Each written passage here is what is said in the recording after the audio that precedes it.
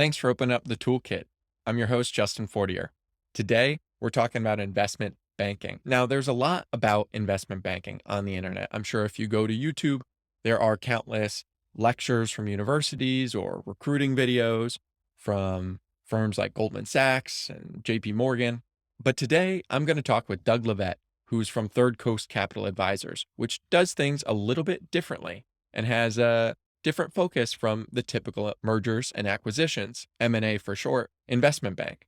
Most firms are focused on helping companies sell, but very few are focused on helping people buy. Doug's firm, Third Coast Capital Advisors, is focused on helping companies and private equity firms research and identify companies to buy, and then they specialize in reaching out with them, getting them interested in starting a deal, and guiding the companies or firms through that process smoothly. Now, companies represent a lot to a lot of people. They're certainly worth a lot of money. In many respects, they represent somebody's life's work. So it's really interesting to talk with somebody who's done this hundreds of times and who has a firm that is really focused on guiding people through this important, high tension, high stakes process. So whether you're focused on advising companies, building your own, buying a business, or working for any of the firms that do all three, I think this is a great episode for you. And even if you're not one of those three, I think you'll take away some lessons about sales and maintaining relationships in a business context. So without further ado, my interview with Doug Lovette of Third Coast Capital Advisors.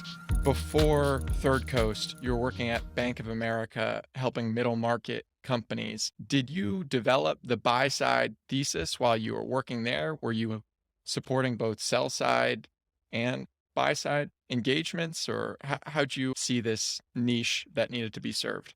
That's a great question, Justin. I was doing traditional sell side work. So we were primarily working with clients of the bank who would come to the decision that they wanted to sell their business, and they'd hire us and we'd run a formal sale process, which is pretty typical out in the market. And we did that, for a long time. And that was our main activity. But we were asked fairly often by the commercial bankers at Bank of America. They had large clients that were important customers of the bank that wanted to pursue strategic acquisitions, and they were looking for assistance. So those bankers would come to us and ask if we could help, and we just weren't set up to do buy side. It's a different activity. It's a different process, different resources required. We always said no, but over the course of time, it became clear that there was a real need there.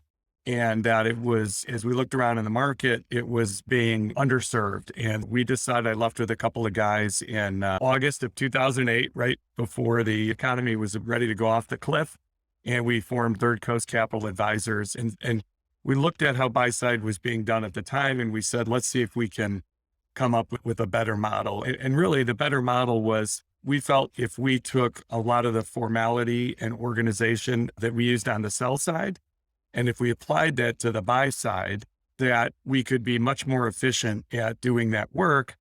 And I think that was always the challenge with buy side, is the outcome was unpredictable, and there just wasn't a lot of process around it. And that's what we did. So we, hung our shingle back in August of 2008, and with the sole intent of doing buy side, and really initially what we were calling outsourced corporate development. We were initially going after larger private and public companies who didn't have dedicated M&A people on staff. And we said, look, we'll do that for you. And we'll both identify and reach out to and help evaluate and execute strategic acquisitions for the company. But that's really how and why it Yeah, started. so I have two questions. I think I'll start with just the why traditional sell side M&A bankers are not set up to run a process like this. I'm not a banker. I only interned for a small technology investment bank up in Boston for one semester during college.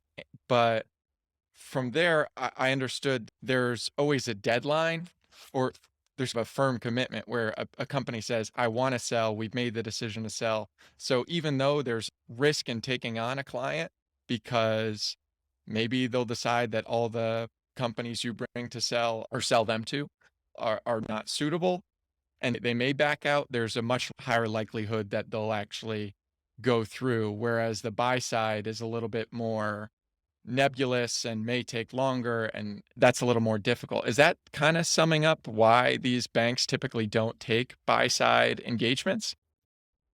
Yeah, that's certainly a big part of it. I think, as you noted, on the sell side, if you are engaged by an attractive client, there's in the market then and in the market today, there's more buyers than sellers, and there's more money than deals. So if you have an attractive company representing for sale, you're going to get a lot of interest. And well, you put a lot of time and hours and manpower into it, the likely result is you're going to get a deal closed. The outcome on the buy side is much more unpredictable because really at the end of the day, we are reaching out to business owners that own companies and they're not for sale. They're not actively looking to sell. In many cases, not even thinking of selling. But you can imagine the outcome is very unpredictable with that kind of outreach.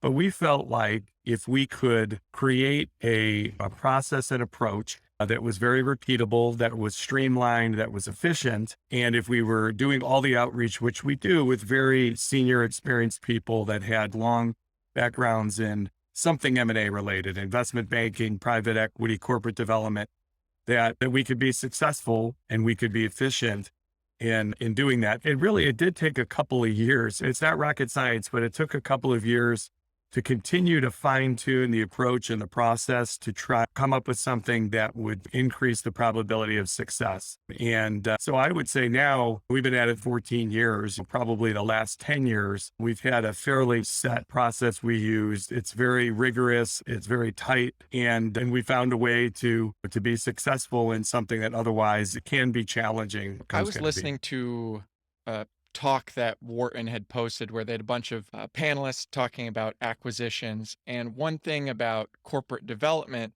I think it was somebody from Intuit who they do a large number of acquisitions. And he was saying that it was a skill. And from what I understand, there are both two parts of corporate development. There's the strategy of what types of companies do we want to acquire?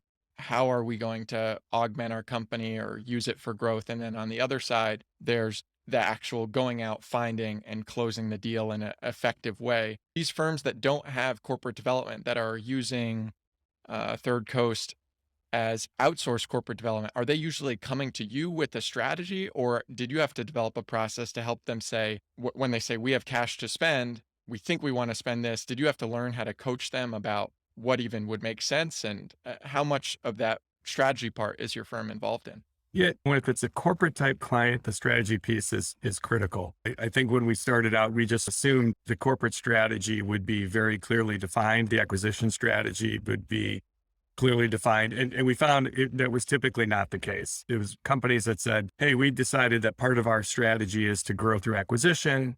There's a number of different ways we could go about it. We have different core competencies, different, products, end markets, capabilities, but we just really don't know which would be the most productive to pursue. We did over time. So for some, it was just fine tuning the strategy. For others, it was fully developing the strategy. And so early on, we found ourselves becoming more of a consultant and starting out with a project where we said, okay, we're going to do an acquisition development, a strategy development project. And we created a system for doing that. We would interview the top executives at the company. We would lead a strategy session, full day strategy session at the company. And we would come out of that saying, okay, we've got a clearly defined acquisition strategy. And then we would go back and do our traditional work of researching, identifying companies that exist in the market that would be a good fit with the strategy. The other thing with the corporates, and we knew this from the beginning, is that it wasn't just acquisition search, it was acquisition search and advisory. Not only did they need us to help with the strategy, to identify the companies, to do the outreach, to find an owner that said, okay, I'm willing to talk, about a potential sale, but they also needed us to help them work all the way through the process. So we would help them with the valuation for the business, with transaction structure, with the negotiating strategy, all the way through helping them manage due diligence, a letter of intent and closing. So we were really intimately involved in both the strategy, the outreach, and the execution. And do that strategy session, move forward. I'm sure there are some times when you have a strategy develop and then you go out to outreach, and either when they start to see their first companies that you're showing, maybe they change. And I know that probably takes a lot more work for your firm to adapt to that change. Are there any themes that you see or elements you added to your process that helped reduce the amount of waffling? I don't know if that's the right word, but going back and forth when you've worked with these clients? Yeah, that was a bit of a learning process too. So early on, if we found a willing seller and we collected all the information and we were presenting it to the client, and oftentimes our main contact was the CEO of the business. And these are anywhere from a couple hundred million in revenue to several billion in revenue companies. So very successful, very, accomplished CEOs and CFOs at these companies. And so we just naturally assumed, okay, if we came to them with all the information, all the facts, they'd know exactly what to do next. But we realized pretty quickly that while they want to appear that they know what to do next, many of them don't have an M&A background and they really didn't know what they should be doing next. So early on, we figured out we really need to be proactive and assertive in suggesting, okay, here's all the information. Here's our view. Here's our recommendation. Here's the next step. Here's what we should do. Even to the point of we've run the models. Here's what we think that this is the price we should go in at. This is how it should be structured. And we found pretty quickly that instead of getting pushback, they said, yeah, that makes sense. That's great. I think they were relieved that somebody who had the appropriate background and was guiding them down the path. Once we figured that out, we were able to smooth out what you were suggesting, the waffling or changing of a view or strategy or cherry picking or being overly selective, all those kinds of things. As long as we realized that it's not just you initially go into it, you think we just have to manage that business owner, meaning we have to hold their hand, warm them up, try to get them intrigued about a potential sale, but try to keep them walking down the path. Well, we also learned pretty quickly, you have to manage the target business owner, but you also have to manage the client and you have to manage the process. And each of those pieces are equally important. Yeah, that makes quite a bit of sense. And when you're setting up this strategy, how much is your team already looking at what exists out there to buy? Is that part of the research before you even develop a strategy? Because I feel like it could be difficult if you work out like this is the type of business we want, and then there's three of them. One of them's owned by another conglomerate or something, and one of them's a family-owned business, and they've got I don't know like four generations on their family page, and it's clearly important to them. And then you get them your client excited about the strategy, but there's really not anything to deliver on that. So how do you go about that assessment process?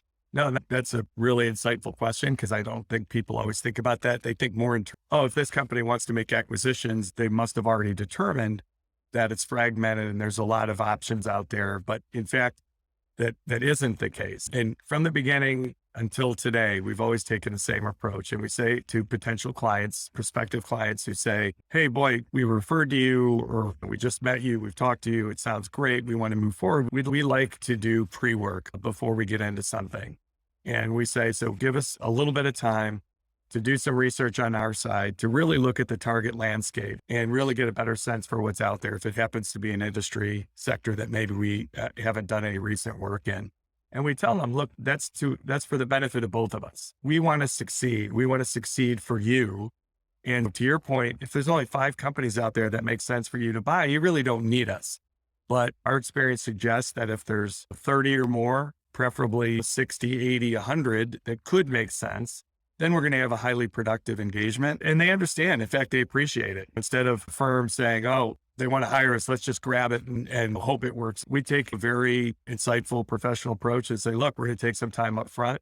That's on our time. And we're going to come back to you and tell you what we found out. And so then we're both going into it with eyes open. We're both going into it with realistic expectations. And we've certainly had some cases in the past where we did that pre-work and determined that there wasn't a lot of targets that were fitting the specific acquisition strategy of the client. And we told them, we don't think it makes sense collectively for all of us to be engaged here. And I think they appreciate that, there was a good amount of work done before we reached that conclusion. And this podcast is called The Toolkit because I wanted to talk about the tools, but then I realized that most of the tools that I wanted to discuss were the skills or ideas or concepts. But I know you're not doing probably this earliest level of research because you have a team before you, but does that process start with some of the tools like company databases like PitchBook and Capital IQ? Are there any other types of things that either your firms developed over the years or other things that you found fruitful in assessing companies like this stage? Yeah, no, over the years, I always say the process, which is, predominantly focused on target identification and then collecting as much data as you can on all the targets you've identified. But it's really an art and a science. The science piece are the databases that you subscribe to. So in that regard, we determined that the research and the target identification is so critical to what we do that we don't want to shortcut that piece. So we invest an extraordinary amount of money across a number of databases in order to have all the best information available. So we use Grata, we use SourceScrub, we use Zoom Info, and we use Capital IQ. But then that's just giving you a lot of raw data, right? It's giving you a lot of companies that at a high level appear to fit a specific acquisition strategy. But then it takes a lot of additional filtering and scrubbing to really work from that broader list down to companies that truly fit. We have a really rigorous and robust research process, which it has to be critical because when we present a final target list to a client, we want them to say 99% of those names, yeah, I totally get it. Those are a good fit. And the 1% that don't fit, we just want it to be, that's a fit, but I know the owner or we've had a bad experience with them and we don't want to buy that company. We have two younger guys, super sharp guys that are 100% focused on research. And that kind of shows you how critical it is not only to use those databases, but to then continue to filter and scrub to get to a good list. When you're presenting this list, it sounds like you are focused on presenting only hits, or you said 99%. Is that something you learned over time that it only makes sense to show what exactly fits the strategy and presenting more companies is a distraction or confusion? Was that always how the process was, or is that something you learned? No, I would say that evolved over time too. Originally, we would do the work years ago to put together a target list and we'd cast a fairly wide net. And in some cases, I think we probably were cutting corners saying we had less people then. We were probably cutting corners saying, this looks pretty good. Let's just put it in front of the client. Let's have them go through it because they know better than we do what they really like. But the problem with that is I think it was a frustration for the clients because that meant that they had to put a lot of time into it. Because if they looked at a target, it didn't really fit. Then they say, boy, I really got to check every single one of these and make sure it's a fit. And again, pretty early on, we said, okay, accuracy in identifying targets is critical. But then we said, but it's a balance, right? You do want to cast a bit of a wide net because it's easier to take a broader list and reduce it than it is to have a narrow list and wonder what you missed. For the last few years, and I'd say over time, our business is really involved. In the early years, it was heavy corporate with a little bit of private equity work. In the last 5 years, it's completely flipped. We're probably, 80, 90% doing strategic add-on work for portfolio companies that are owned by private equity firms. And we can talk about what led to that trend, and it was really a market trend. But that audience in particular, that private equity audience and the management teams, their portfolio company, are very aware, obviously very sophisticated as it relates to what's a fit and what's not a fit. That really forced over the last 5 years, we had to be even more accurate than we've been before. And the way we addressed the situation where we said, okay, we don't want to inadvertently exclude something that might be a fit because there's still going to be overlapping products, overlapping markets. We're only going to put something on there that we can comfortably argue it's a fit and here's why. But by the same token, there could be many of these businesses, there's something about them. They might be doing something else, serving another market, a different capability, a different geography that someone could argue, okay, that's not really a fit. We've started tiering the lists. And in the early days, we'd have the client tier the list. For the most part, we'll initially tier it and then have them confirm our tiering, meaning we'll say, okay, tier 1, these are the ones we identified. They seem to check all the boxes. We really think this is a fit. Tier 2 is we also think is a fit, but these are companies that are also doing something adjacent that we still think we should make a phone call to and talk to those owners because we may find that the mix in their business is either more towards what we're looking for or it's away from what we're looking for. And then that would really what the level of interest would be. Mm-hmm. So we do a tiering now, and then we present it to the client and we ask them to evaluate our tiering. And ultimately it's a simple 1, 2, 3. 1, in the bullseye, looks like it's a really good fit. That's going to be the first wave of outreach calls. Two, again, it's a potential fit. It looks like it could be attractive, but that's going to be the second wave of calls. And three is just that category I mentioned earlier where the management team may happen to know the company or the owner, and they know they don't like them or it's not a, fit for some other reason. And so they'll knock it off the list. It seems like there has been a trend from what you've said so far about more and more handholding, more assertion from your side as you've gotten more confident about the process to guide, which takes more work off the plate. You talked about the business shifting a little bit or shifting quite a bit from corporates to private equity. Was that the Yeah. corporate business basically stayed the same in total number of deals for you, and the private equity business just really took off because of the increase in private equity funding and the sophistication and maybe the amount of capital these companies have. So they're really looking for advisors to help them speed up or do, you were saying, I think roll up. I don't know if you use that word, but where they've acquired a company and one of the services they offer is helping that management team grow quickly through acquisition. Or are corporates actually declining as a part of your business? Yeah, no, great question. I think it's a two-pronged answer. First, really corporates are as acquisitive as they've ever been. So that piece hasn't changed at all. I think what's changed is the overriding trend in the market for the private equity firms that everybody's been seeing for a few years now. Look, it's always been competitive,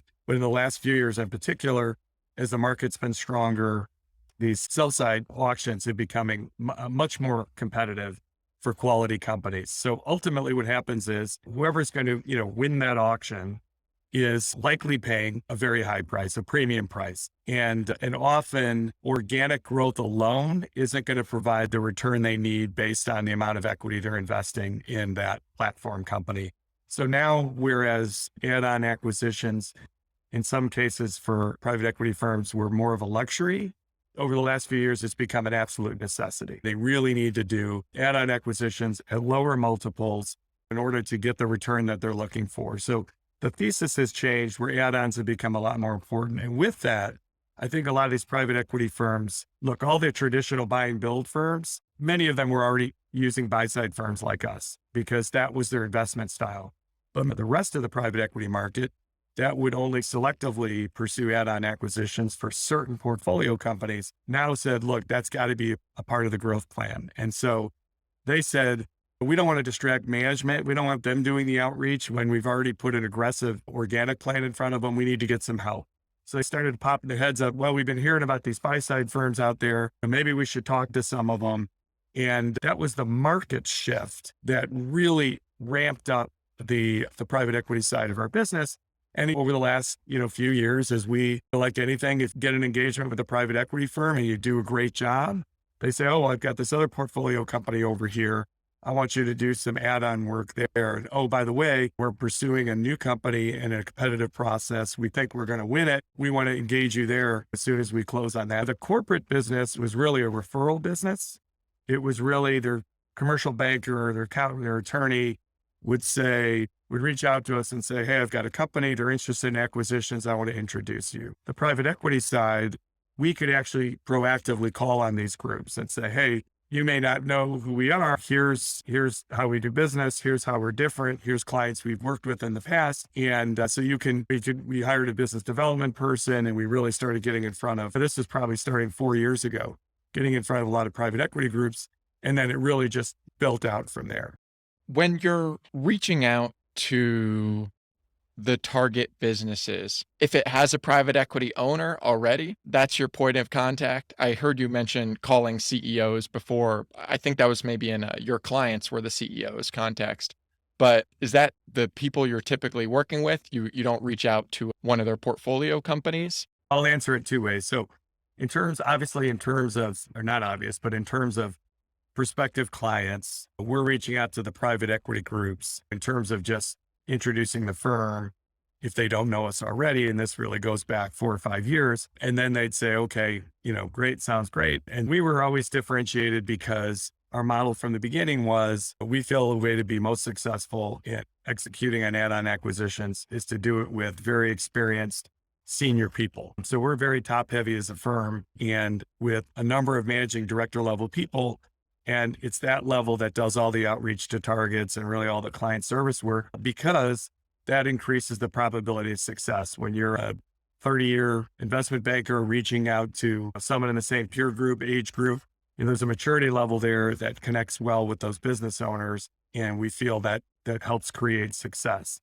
But at the target company level, we're always trying to reach out to the owner of the business. We want to get to the decision maker, the owner. That's who we want to connect with. On a sort of marketing business development basis, we're always calling on the private equity firms, because obviously then they're going to say, okay, we're going to introduce you to the management team of this particular company. You've convinced us that you'd be a great fit for this, but we don't want to just force this decision on the management team. So we also want you to talk with them as well and make sure that they're comfortable with engaging you here. So it's a two-step marketing process. You said you're top heavy. Are most of those senior people all coming from investment banking background? And are they more generalists, or do you hire specific sector focus? What have you found works best for this type of work? Yeah, no, as a firm, we're intentionally generalists, mainly because we feel like it's the quality of our process, the quality of our people, the approach, and we feel like it can be universally applied to the vast majority of industry sectors out there. If something is, and it's the minority that are really nuanced, and if we don't have direct experience, we'll be the first to say, hey, we're not a great fit for this. But the vast majority of the industries out there, we've either done some work in, or we can come up to speed pretty quickly. For the background of the people, it's a bit of a variety, but it's all M&A related. The senior people got 25 years in investment banking. I've got a couple of colleagues with very similar investment banking backgrounds. We've got corporate development backgrounds. We've got management consulting and leverage finance. So we've covered everything, that every angle of a typical M&A transaction is, and that is the right background. Because even with the private equity, we still need to be in a position where we're still playing an advisory role, even if it's providing a second opinion about valuation or structure or strategy. That's still a critical part to our value add and how we try to differentiate ourselves from the other firms, that are doing buy side out there.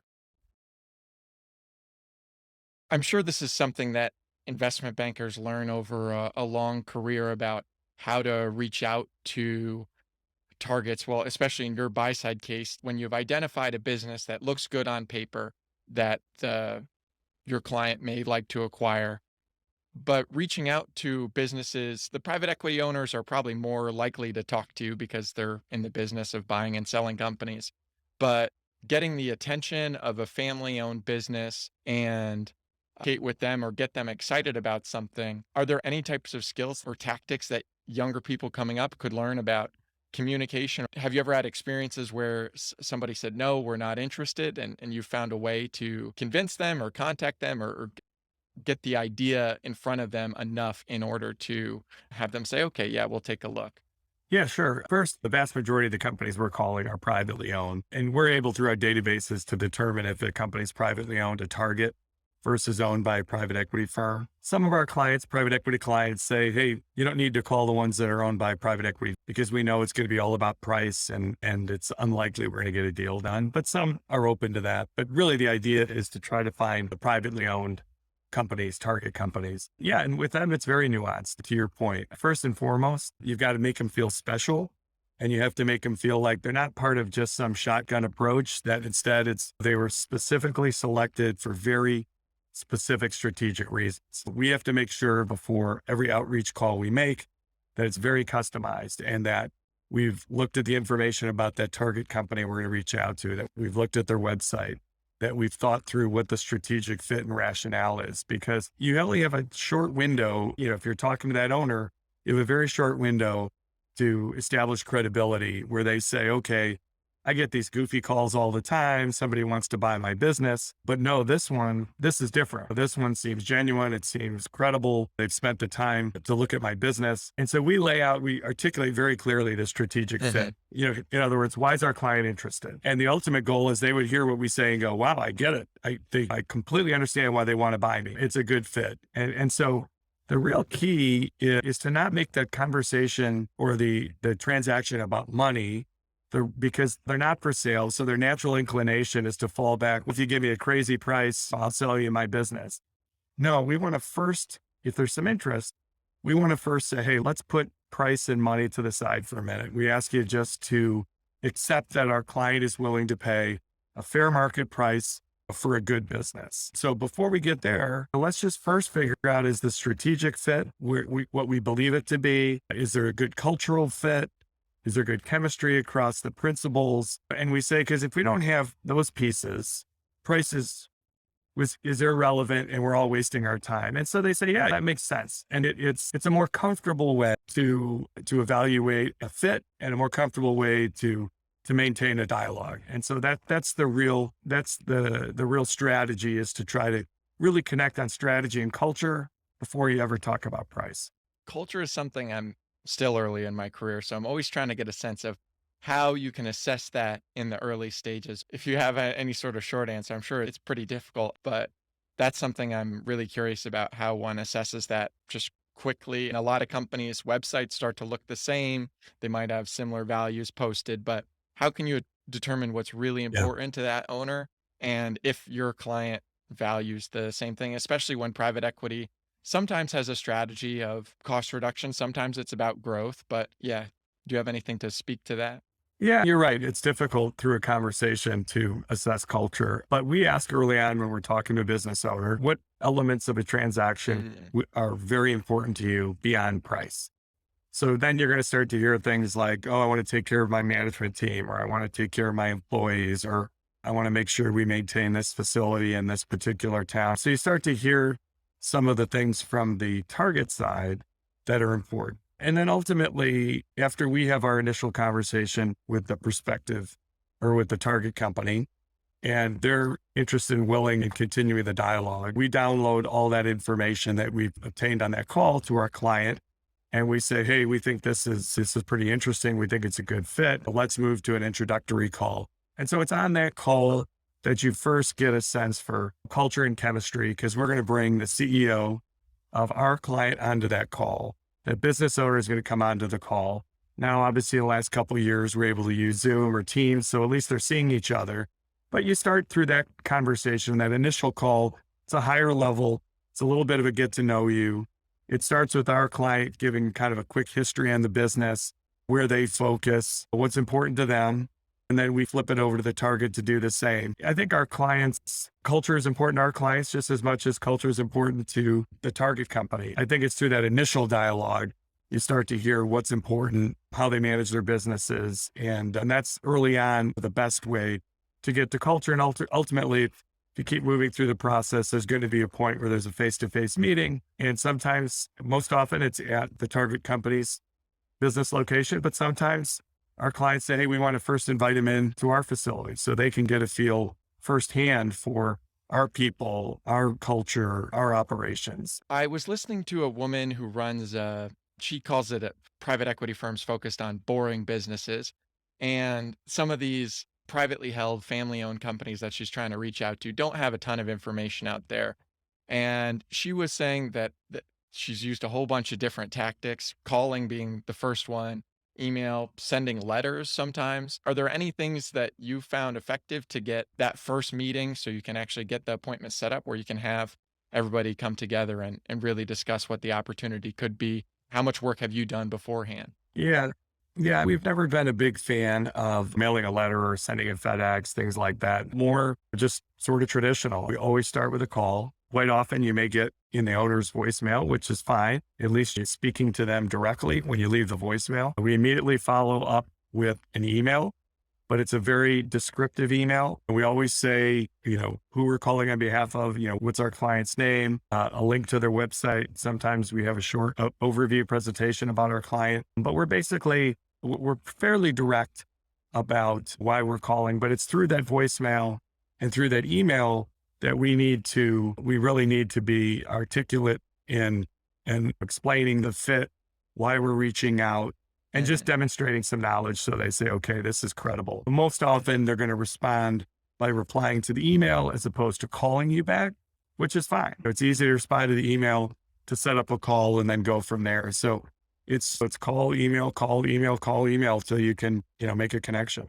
I found that I've often underestimated the amount of work that it actually requires to get something done. Working versus school, school is very easy to estimate how long something was going to get done. Do you find that the number of companies you start with, I think you said 30, 60, whatever that list may be, of a complete but strong target universe or whatever you want to call it, is that something where the total number of companies you started with has to get whittled down at a certain point so people can tell that you're serious? When you start making these introductory calls, is there a number, or is it more of a feeling of these are the right people to move forward? Because if you're trying to be sincere to 15, I feel like that would be difficult. Yeah. Now, up front, obviously, there's a lot of vetting around the list, but whatever the ultimate approved list is, where the client say, okay, we approve that you reach out to these business owners. We've tracked two statistics in process. One is just the initial penetration. In other words, what percent of the business owners on the approved list are we able to actually talk to? We got through, they responded in some fashion. And over the course of the engagement, we really like to get that to at least to 70. The other 30%, there's just some companies, no matter how many times you reach out, they're just not going to respond. They're not interested. They choose not to respond, and that's fine. That's just the way it is. That 70% penetration, that doesn't mean they say, yeah, we're interested in talking about a sale. It just means we've talked to them and they've said, hey, we're not ready, or thanks for reaching out. Call me in 2 years, whatever the answer is. The other stat we look at is what percentage of that initial approved list, what percentage were actually willing and interested in discussing a potential transaction. And that typically, it varies a little, but not a whole lot. That tends to be 15 to 20% of companies are saying, okay, this is interesting. I'm intrigued enough to have a dialogue. And those things stay fairly steady across most of our engagements. But I think the real key to what we do, ultimately success, and to a great extent hinges on our ability to very quickly connect and develop a rapport with that business owner, that target business owner. Because if we can get them comfortable with us, then they're going to put their guard down a little bit. They're going to open up in providing information and answers to our questions. But more importantly, they're going to open their mind to exploring the possibility of combining their company with our client. So that gets back to the value of having a more, experienced, mature person doing the outreach, because just through the course of time and experience, I think we're in a good position to try to develop a rapport with that owner. Ultimately, we don't want them to see us as, oh, they're representing the buyer, they're going to try to screw me. We want them to look at us as, hey, this is what these guys do every day for a living. View us more as a facilitator, because it takes two sides to make it work. So we say, look, we're just trying to figure out if this is a good fit both ways, and let's explore it together and figure it out. And then ultimately, because they're comfortable with us, they'll ask us maybe the dumb questions that they're reluctant to ask our client directly because they don't want to look bad. And so we'll, depending on their level of sophistication, we'll talk about things to think about. We'll talk about add backs to their numbers. We'll talk about, how the transaction comes together. We'll talk about how companies are valued, all those things. Ultimately, we want them to feel comfortable with us. And if you get that comfortable rapport, it really changes the whole dynamic of the conversation. Well, thank you so much, Doug. This has been insightful. I'm definitely going to send this to anybody who's interested in private equity or buy-side banking for that matter. So thank you very much. Yeah, great talking with you, Justin. Well, thank you for listening. If you made it this far, I know you're somebody I get along with. So if you want to reach out and chat a little bit or give some feedback on the show or new suggestions, my email is justin@toolkit.fm, or you could reach out to me on Twitter at Justin P. Fortier. That's Fortier. Justin P. Fortier. And if you really liked it, share it with a friend. Hope this helps. Until next time.